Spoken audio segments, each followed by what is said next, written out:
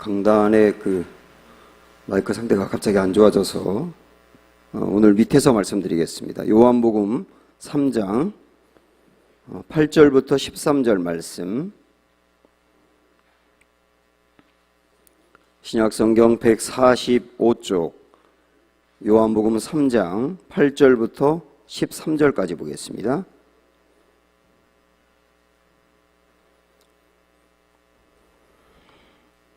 바람이 임의로 불매 내가 그 소리를 들어도 어디서 와서 어디로 가는지 알지 못하나니 성령으로 난 사람도 다 그러하니라.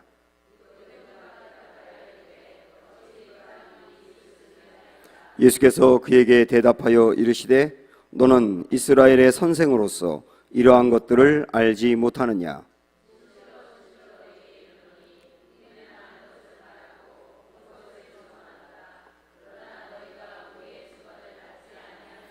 내가 땅의 일을 말하여도 너희가 믿지 아니하거든 하물며 하늘의 일을 말하면 어떻게 믿겠느냐. 하늘에서 내려온 자 곧 인자 외에는 하늘에 올라간 자가 없느니라. 아멘. 할렐루야. 우리 서로 주변에 인사 좀 나누겠습니다. 사랑하고 축복합니다. 인사합니다.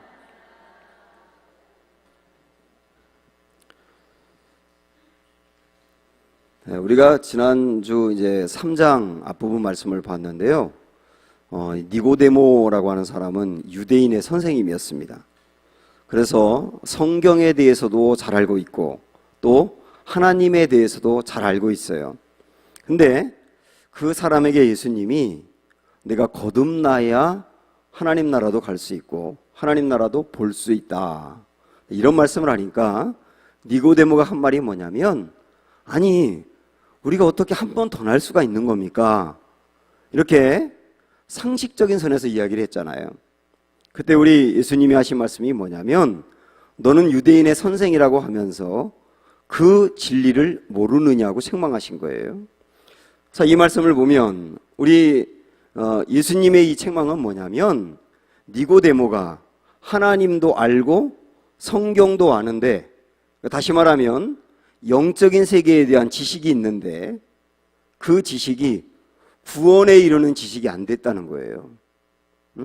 구원에 이르는 지식이 안 됐다는 거죠. 그래서 영적 세계에 대해서 알고 있지만 부분적으로 알고 있고 정말 중요한 진리는 몰랐다는 겁니다. 그래서 많은 분들이 이제 성경에 대해서 알고 있어요. 성경을 공부하는 분도 있고, 예수님을 잘 안 믿어도 연구하는 분도 있고, 교인 중에서도 성경을 많이 아는데 이 성경이 구원에 이르게 하는 지식을 주고 있느냐는 거예요. 나에게 이 성경에 대한 지식이 나를 구원에 이르게 하느냐, 그게 정말 중요한 거 아닙니까? 동방 박사들이 별을 연구하다가 이상한 별 하나가 나타난 것을 보고 예루살렘을 거쳐서 베들레헴으로 가잖아요. 그들이 예루살렘에 가서 헤롯 왕에게 이곳에서 메시아가 난다고 했는데 어디서 난다고 했습니까? 라고 묻지 않습니까? 그때 헤롯이 그 유대교의 지도자들, 그러니까 성경을 가르치는 사람들이라든지 종교 지도자들을 불러가지고 메시아가 어디서 난다고 했느냐라고 물어보니까 그들이 베들레헴에서 난다고 이야기하면서 그 메시아가 날 것에 대하여는 잘 알고 있었어요. 그 성경에 대한 지식이 있었다고요. 그런데 동방의 박사들은 그 태어난 메시아를 만나는 믿음이 있었는데 이 유대교의 지도자들은 알지만 정작 태어난 메시아를 만나는 믿음은 없었단 말이에요. 그러니까 이 지식이라고 하는 게 정말 나를 구원에 이르게 하는 지식이냐가 중요한 겁니다. 우리 오늘 3장에 보면은 먼저 2절을 한번 보세요. 그가 니고데모가 예수님을 찾아올 때 와서 한 말이거든요. 시작.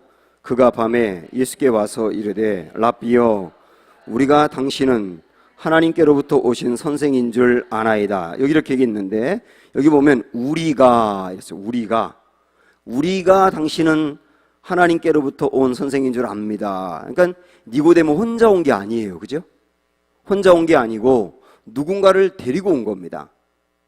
그러면 누가 왔을까 생각을 해보면 이 니고데모는 국회의원이었기 때문에 아마도 자기의 동료인 다른 국회의원이라든지 뭔가 자기가 어울리는 사람을 데리고 왔을 거예요.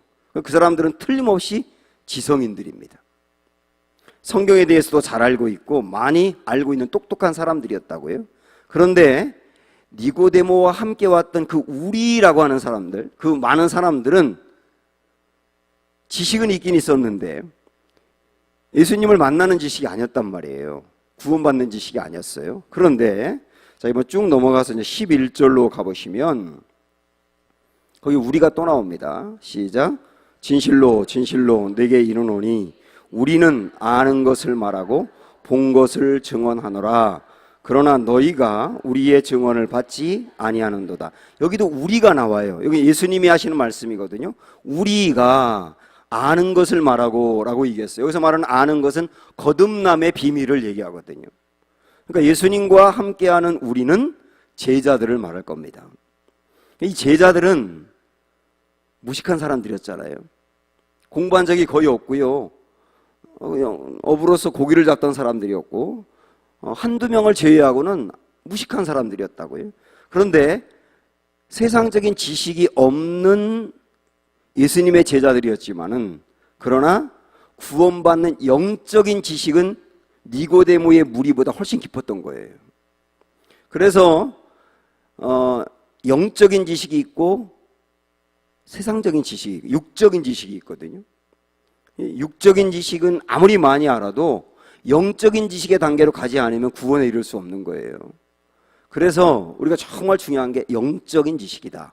구원에 이르는 지식이다. 그걸 여러분이 아시면서 그러면 이 거듭남의 단계에 이를 수 있는 구원받는 지식이라는 게 뭐냐라고 하는 것을 우리가 보겠는데 우리 예수님이 이 니고데모에게 거듭남에 대해서 말하니까 니고데모가 이해를 못했지 않습니까? 그러면 거듭남이 무엇인지를 우리 예수님이 니고데모에게 설명을 해줘요. 그런데 비유의 형식으로 말씀합니다. 우리 예수님은 어려운 진리를 비유로 말씀하신 경우가 많았거든요.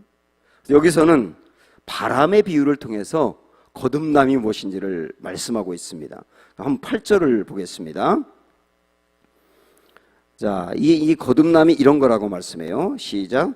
바람이 임의로 불매 내가 그 소리를 들어도 어디서 와서 어디로 가는지 알지 못하나니 성령으로 난 사람도 다 그러하니라 그랬습니다. 그러니까 이 거듭남을 바람으로 비유하고 있다고요. 그럼 우리가 생각을 한번 해보십니다. 이 시간에 바람의 특징이 뭘까? 바람의 특징. 이 바람의 특징은 두 가지로 말씀합니다. 하나는 신비성이 있다는 거예요. 신비성. 신비성이라고 하는 것은 이해할 수 없는 신비로움이 있다는 뜻입니다. 사실은 이때 당시만 해도 예수님 당시만 해도 바람이 왜 생기며 어디서 시작이 되었고 어느 방향으로 흘러가다가 바람이 어디서 종결되는지 과학적인 지식이 없었어요. 요즘은 압니다. 요즘은 신기하게도 이 나비 효과라 그래가지고 나비 한 마리가 바람 날개짓을 이렇게 한 번 하면 그 바람이 시작이 되잖아요. 그 바람이 점점 증가해서 태풍이 되는 거예요. 그리고 어느 단계에서 이 태풍이 소멸이 됩니다. 그거를 인공위성으로 지금은 찍어내고 있거든요. 그러니까 지금은 알아요. 어디서 바람이 시작해서 어떤 경로를 거쳐서 가는지. 그런데 예수님 당시에는 이런 지식이 전혀 과학이 없었다고요. 그러니까 이들이 생각할 때, 야, 도대체 이 바람이라는 게 이게 어디서 생겨가지고 어떻게 가느냐 알 수가 없다는 거예요. 바람은 신비로운 거다 그 얘기입니다. 그래서 일단 그 바람의 특징을 신비성으로 하나 말씀하고 있고요. 그 다음에 두 번째는 바람의 특징은 뭐냐면 사실성이에요. 이게 왜 바람이 생기는지도 모르겠고 안 보이는데 그러나 바람이 존재하는 것은 사실이지 않습니까? 그래서 바람이 불면 잎사귀가 흔들리잖아요. 소리가 어떤 때는 들리잖아요. 바람 소리가. 그리고 살갗을 이렇게 차갑게 하기도 하고 그 다음에 미국 같은 데에는 뭐 토네이도 같은 이런 바람은 그 엄청난 그 회오리를 일으켜서 오클라호마 주 같은 경우는 막 그냥 삽시간에 집을 날려버리고 자동차를 날려버리고 사람도 죽이고 그런 엄청난 능력이 있지 않습니까? 그러니까 바람이 보이진 않기 때문에 경로를 잘 모르는 신비로움은 있는데, 그러나 바람이 존재하는 것은 사실이다. 이 두 가지 특징이 있는 겁니다. 신비성, 또 하나는 사실성. 그런데 8절 다시 보세요. 그 뒷부분에 보면 뭐라고 얘기했냐면, 바람에 대해서 이야기하면서 끝에 성령으로 난 사람도 다 그러하니라 그랬어요. 성령으로 난 사람도 다 그러하니라. 이 말은 뭐냐면, 성령으로 난 사람이라는 말은 이 본문의 맥락으로 보면 거듭난 사람이에요. 그러니까 거듭나는 것도, 거듭난 사람도 바람 같다는 겁니다. 그래서 바람 같기 때문에 이 양면성이 있는데, 첫 번째는 아까 바람에게 어떤 특징이 있다고 그랬습니까? 신비성이 있다고 그랬어요. 신비성. 그래서 거듭난 사람에게도 신비성이 있는 거예요. 저나 여러분이나 거듭난 사람이잖아요. 내가 거듭나기까지 신비로움이 아니면 해결할 길이 없어요. 내가 복음을 들었습니다. 그 복음은 하나님이 우리를 사랑해서 아들 예수를 보내셨다는 거, 그 아들 예수님이 나를 위해서 십자가에서 죽으셨다는 거, 내가 그 십자가를 믿을 때 십자가에서 나의 옛사람이 같이 죽었다는 거, 그 다음에 예수님의 부활을 믿을 때 나 또한 새 사람으로 태어났다는 거, 그 예수님이 승천 이후에 다시 오신다는 거, 그리고 우리가 천국과 지옥 중 한 곳으로 가게 된다는 거. 그럼 이게 거듭남으로 가는 진리들인데, 이 거듭남으로 가는 이런 진리들을 내가 이해할 수가 없는 거예요. 이게 아무리 똑똑하다 그래서 똑똑한 것으로 이해할 수 있는 것도 아니고 정말 이해하기 어려운 거예요. 그리고 더욱 이해가 안 되는 건 뭐냐면, 그 거듭남의 진리를 내가 믿을 수 있다는 겁니다. 이해가 안 되는 건데 내가 믿을 수 있다는 거예요. 이게 참 놀라운 거예요. 그래서 시편 139편 4절에서 말씀하고 있는 것처럼, 이거는 정말 구원의 진리 자체도 그렇고, 구원을 내가 믿는다는 거, 복음의 진리를 믿는다는 것은 신묘막측한 일이다, 신비로운 일이다 라고밖에 해결 안 되는 거예요. 사실은 저나 여러분이나 그게 사실이다, 이 진리가 사실이다 라고 믿을 때는 일단은 이해가 되어야 되거든요. 이해가. 들었을 때 이해가. 그 다음에는 이해가 안 되는 것 중에는 경험이 되면 되는 게 있어요. 잘 이해가 안 되는데 경험이 되면 맞는 거잖아, 이거 사실이잖아, 내가 경험했는데, 그러지 않습니까? 둘 중에 하나, 이해가 되든 경험을 하든 둘 중에 하나가 되어야 사실이라고 믿는 거예요. 그런데 복음의 진리는 이해가 되어서 믿는 것도 아니고 처음에 경험하는 것도 아니에요. 아까 우리 집사님 기도한 것처럼 이 말씀을 들을 때 나에게 계시가 임하는 겁니다. 계시가, 성령님을 통한 계시가, 이 계시가 임해서 복음의 진리가 나에게 이해가 되는 거예요. 믿어진단 말이에요. 그리고 믿고 났더니 경험을 하는 거예요. 네? 마치 이런 겁니다. 우리가 한 번도 가보지 않은 그 지방의 어떤 곳을 간다고 생각을 해보세요. 그러면 내비게이션을 키지 않습니까? 그 내비게이션을 딱 켰어요. 근데 우리는 거기를 가본 경험이 없다고요. 한 번도 가본 경험이 없어요. 그리고 가는 길도 몰라요. 이해도 안 되고 그 다음에 경험도 없어요. 그런데 내비게이션을 믿고, 그게 나를 정확히 그곳으로 인도할 거라고 믿고 내비게이션이 인도하는 대로 따라가는 겁니다. 갔더니 정말 내가 가려고 했던 그 도시에 도착을 하는 거예요. 그러면서 내비게이션이 인도한 그 길이 진짜 맞구나 하고 이해가 되는 거예요. 그 다음에 경험을 하는 거고요.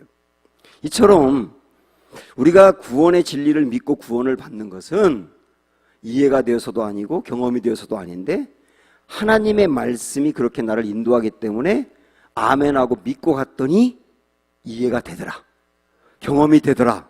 그래서 신비로운 거라고 말하는 거예요. 두 번째, 이 구원의 진리 거듭나는 것은 사실성이라고 이야기할 수 있겠죠.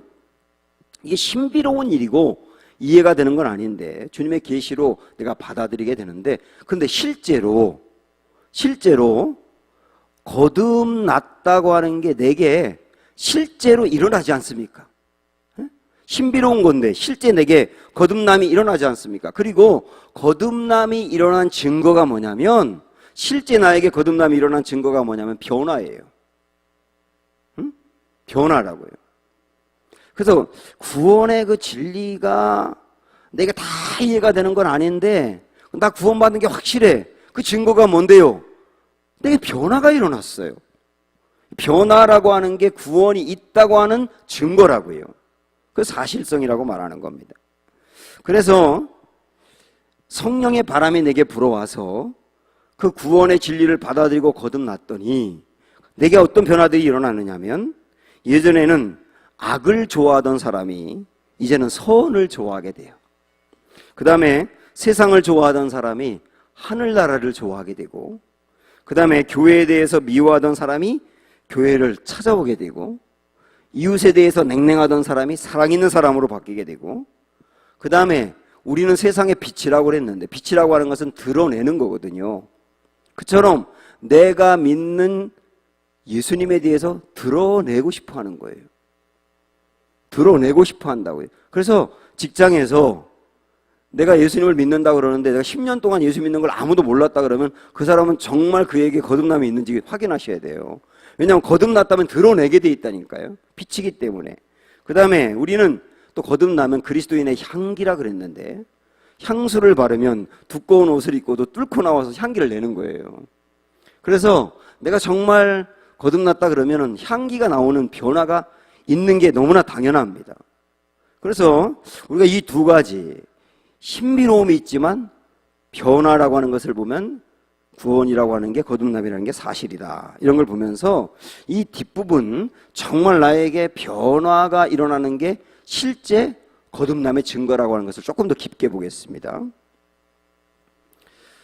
진화론을 이야기했던 찰스 다윈이 자기가 이제 원숭이가 점점점 진화해서 사람이 된다라고 하는 것을 발표하고 자꾸 그 증거들을 찾고 싶어 해요. 그래서 세계 이곳저곳을 다니다가 남미에 어떤 정글에 들어가 가지고, 그때 당시에 100명에서 1000명 사이로 이렇게 정글에 사는 원주민들이 많았거든요. 그들을 연구하기 시작하는 거예요. 근데 정글 깊이 들어가서 파타고니아라고 하는 그 원주민들을 딱 보니까 그들이 원숭이와 사람의 중간 단계처럼 보여요. 사람이라고 말하기에는 짐승 같고, 짐승이라고 말하기에는 사람 같고, 그런 사람들을 딱 발견합니다. 그래서 다윈이 흥분해가지고 이 사람들이 진화의 증거다, 그렇게 딱 찍어놓고 내가 다른 지역을 조금 더 연구하고 여기 와서 집중적으로 연구해야 되겠다. 그리고 일단 그 지역을 떠납니다. 그런데 이 찰스 다윈이 그 파타고니아 원주민에게 다시 돌아오기 전에 그 지역에 선교사 한 명이 와요. 그리고 선교사가 그 원주민들에게 복음을 전해요.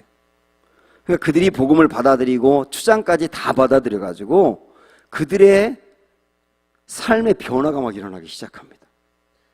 변화가. 그래서 그들이 식인종들이었었는데 사람 고기를 먹으면 절대 안 된다는 걸 알고 안 먹고 옷을 입게 되고 사랑을 전하게 되고, 그러면서 완전히 딴 사람이 된 거예요. 찰스 다윈이 다른 지역을 가서 연구하다가 이 파타고니아 원주민을 집중적으로 연구하기 위해서 왔는데 사람인 거예요. 그 중간쯤이라고 분명히 생각했는데 완전히 사람인 거예요. 그래서 이게 도대체 어떻게 된 건가 하고 당황하고 있을 때 그 선교사를 만나게 됩니다. 그리고 선교사가 이 사람들이 어떻게 바뀌게 됐는지 복음 때문이라는 것을 상세히 알려줘요. 그래서 여러분 모르는 사실인데, 그때 찰스 다윈이 굉장히 고민하면서 그 선교사에게 선교 헌금을 했다는 거예요. 그러면서 이 부분에 대하여 자기 진화론에 대해서 크게 고민한 적이 있었는데, 그러나 다시 그 진화론 쪽으로 가버렸기 때문에 문제였지, 이 찰스 다윈에게는 일생일 때 정말 변화될 수 있는 기회가 있었던 거예요. 이들을 보면 이들을 보면 거듭남이 실제 있다고 하는 것을 어떻게 알 수 있느냐면 변화로 알 수 있다는 거예요. 변화로 알 수 있다. 자, 우리가 이제 니고데모라는 사람을 한번 볼까요? 지금 우리가 3장에 니고데모의 이야기를 좀 하고 있는데, 자, 3장에서 니고데모는 예수님께 찾아왔잖아요. 그런데 예수님에 대한 관심이 있어서 온 건 맞아요. 그런데 거듭남에 대해서 전혀 몰랐던 사람이에요. 아마 우리 쉽게 얘기해서 이렇게 보자고요. 어떤 사람이 영적인 거에 대한 관심이 있어서 교회를 나오긴 했는데 구원이라든지 거듭남이라든지 이런 영적인 거에 대해서 완전히 시커먼 사람이에요. 까막눈이에요. 그 상태가 3장이라고 보시면 됩니다. 자, 그러면 이 니고데모에게 우리 예수님이 하신 말씀이 뭐냐면 하나님 나라에 들어가려면 거듭나야 한다 그랬잖아요. 그럼 이 사람이 거듭났을까가 궁금하지 않습니까? 우리 한번 추적해 가는 겁니다. 7장으로 한번 가보세요. 7장 50절부터 52절까지 보세요. 자, 이 50절 읽기 전에 이게 어떤 배경이냐면 대제사장들 바리새인 같은 이 유대교 지도자들이 예수님에 대해서 정죄하고 그 다음에 예수를 잡아야 된다고 말하고 죽여야 된다고 말하고 그러는 배경이었습니다. 그때 그 말을 들었던 니고데모가 뭐라고 하는지 보세요. 50절부터 시작. 그 중에 한 사람 곧 전에 예수께 왔던 니고데모가, 일단 여기 보세요. 전에 예수께 왔던 니고데모, 이걸 강조하는 이유는 니고데모라고 하는 또 다른 사람이 아니고 3장에 그 사람이 이 사람이라는 걸 일부러 강조하는 겁니다. 그렇죠? 전에 예수께 왔던 니고데모가 그 다음에 이어서 뭐라고 말합니까? 그들에게 말하되 우리 율법은 사람의 말을 듣고 그 행한 것을 알기 전에 심판하느냐? 이 말은 뭡니까? 잘 생각을 해보세요. 우리의 율법은 사람의 말을 듣고 그 행한 것을 알기 전에 심판하느냐? 아니, 우리가 율법을 갖고 있는데 우리 율법은 예수라고 하는 사람에 대하여 정확히 알지도 못하고 풍문으로 들은 것만 갖고 벌써 심판하느냐? 이거 잘못된 거 아니냐? 이렇게 말하는 거예요. 그러니까 그 다음에 52절에 보면 그들이 대답하여 이르되 너도 갈릴리에서 왔느냐? 찾아보라. 갈릴리에서는 선지자가 나지 못하느니라 하였더라. 그러니까 이 사람들이 니고데모를 몰라서 이러는 게 아니고 당신 갈릴리 사람이요? 응? 왜 이렇게 예수를 두둔해요? 이런 말이에요. 그러니까 우리 이렇게 이제 연결해 보는 겁니다. 3장의 배경이라고 한다면 어떤 사람이 교회를 나왔는데 영적인 거에 대해서 전혀 몰라요. 그 교회를 나오긴 하지만 아무것도 몰라요. 그러다가 그 사람이 복음에 대해서 들으면서 예수님을 만나고 예수님을 만나서 거듭났는데, 그런데 그가 다른 사람 앞에서 담대하게 내가 예수 믿는 사람이요, 그 다음에 나는 예수님으로 충분해요, 그런다든지 누가 기독교에 대해서 비판적으로 말하거나 예수님에 대해서 안 좋은 이야기를 하면 속에 참았던 울분 같은 게 일어나면서 우리 예수님 그런 분 아니라고 이렇게 말할 수 있는 상황이라고요. 그런데 담대하게 말하지 못하는 거예요. 담대하게 말하지 못하고 좀 숨어서 이야기하는 상태. 회사 같은 데 가서도 누구 앞에서든 나 예수 믿는 사람입니다라고 이렇게 담대하게 밝히지 않지만, 그러나 기독교에 대해서 부정적으로 말할 때는 그렇지 않은데요 라고 말할 수 있는 상태. 여기는 7장이라고 해요. 그 다음에 이 니고데모가 어떻게 더 성장이 됐는지 보세요. 이제 19장으로 갑니다.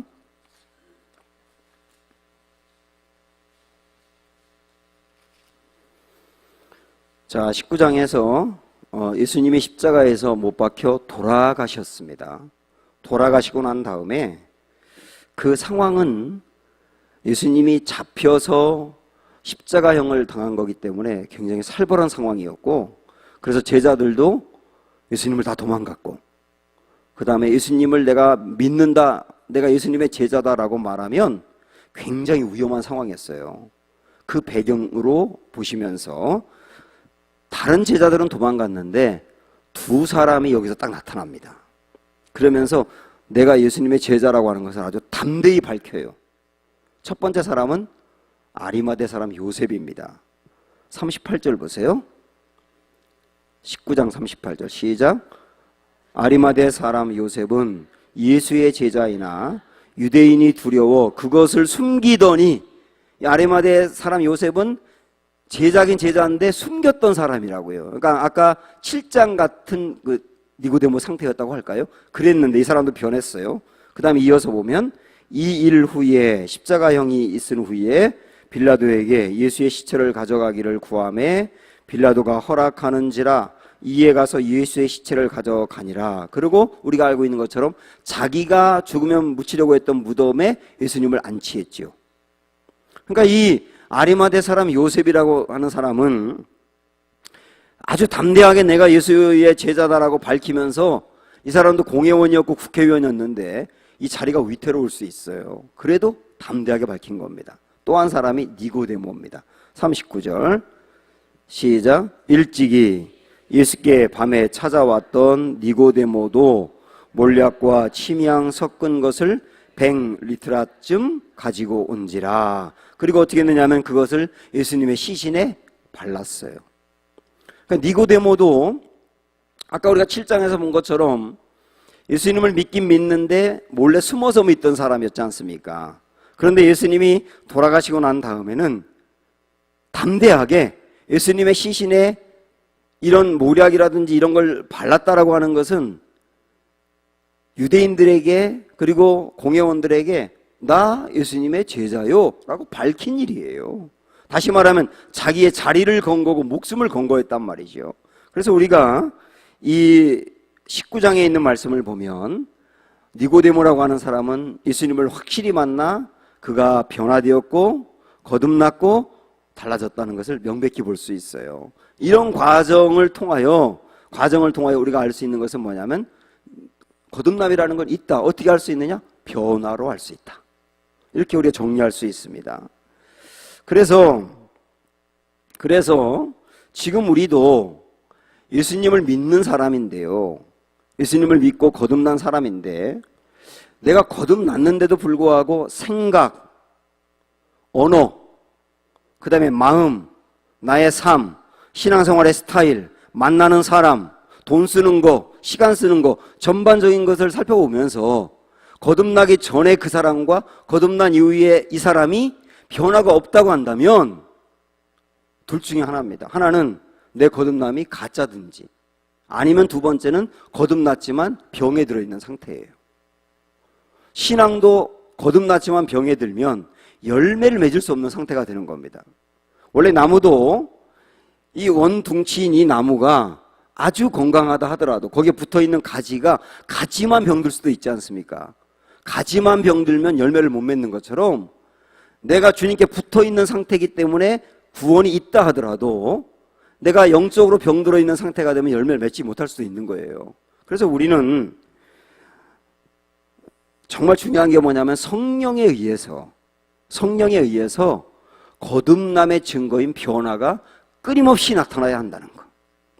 그래서 지금 나에게 거듭남이 없다고 한다면, 여러분이 확실히 거듭났는데 변화가 없다고 한다면 나의 영적 상태에 병이 든 것은 아닌가 살펴보시기를 축복합니다.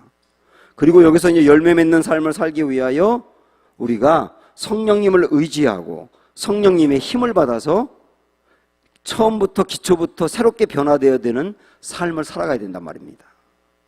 그래서 성품도 예수님을 닮아 변하고, 그 다음에 나의 삶의 목적도 예수님을 기뻐하는 것으로 바뀌고, 그 다음에 내가 은혜 받는 것을 귀히 여기고, 그 다음에 나의 시간 중에 은혜 받는 시간과 주님과 함께하는 시간을 소중히 여기고, 이렇게 자꾸 나아가는 삶을 사시기를 축복합니다.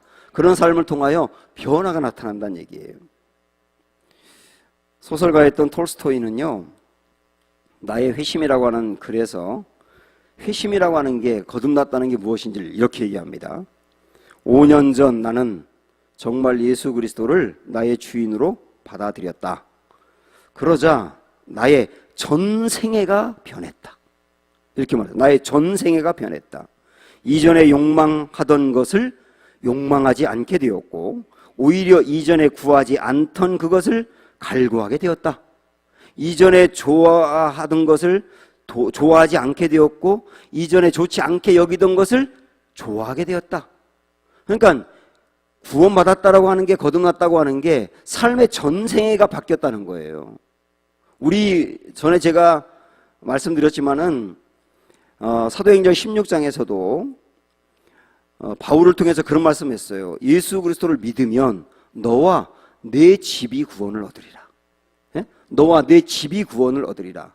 여기서 말하는 너라고 하는 건요, 그 사람의 영혼도 구원받는다, 거듭나면 영혼도 구원받는다, 영혼만 구원받는 게 아니라 삶도 구원받는다, 말도 구원받는다, 생각도 구원받는다, 관계도 구원받는다, 시간 쓰고 돈 쓰는 것도 구원받는다, 인생 전반이 구원받는다는 거예요. 내 영혼만 구원받는 게 아니라 인생 전반이 구원받는다. 그래서 구원받는다는 사건은 놀라운 겁니다, 여러분.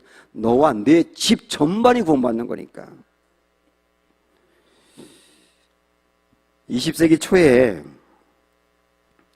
아이언사이드라고 하는 그 아주 훌륭한 복음주의자가 있었습니다. 이 사람이 전도도 굉장히 많이 했는데 어느 날 전도하기 위해서 혼자 밖에 나갔더니 어떤 그 청년들이 전도를 하고 있어요. 7, 8명 정도 되는 청년들이.